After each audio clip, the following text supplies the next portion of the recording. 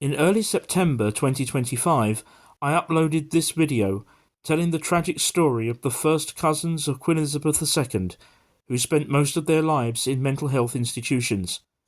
I also searched for their graves, where I made a shocking discovery. If you haven't yet seen that video, you'll find a link to it from this one.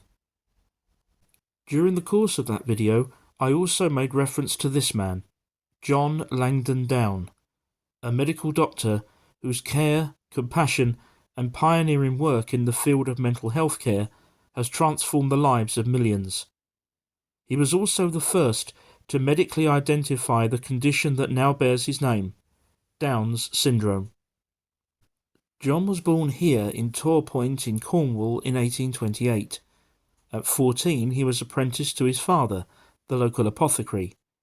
He developed a fascination for science, particularly medical science, further fueled at the age of 18 by a chance meeting with a girl who had what would later be called Down syndrome. He went to London to study to become a doctor. John proved to have a natural affinity for his subject. He qualified in 1856 and 2 years later was appointed medical superintendent of the new Earlswood Asylum in Surrey, a purpose-built institution for the care of people with mental health difficulties. In 1860, he married Mary Crellin. While still working and studying in London, John also spent much of his time with Mary at Earlswood. Together, they transformed the lives of the patients there. For the first time, they were treated with dignity and respect, given good food and stimulation, the opportunity to learn crafts and gardening, and, where possible, occupational skills. Unfortunately, disagreements set in between John and the Lords of Earlswood. They wouldn't pay Mary a wage for her work and refused some of the funding that he needed for his patients' activities. After 10 years he resigned and set up his own institution at Normansfield, near Teddington, in what is now part of Greater London.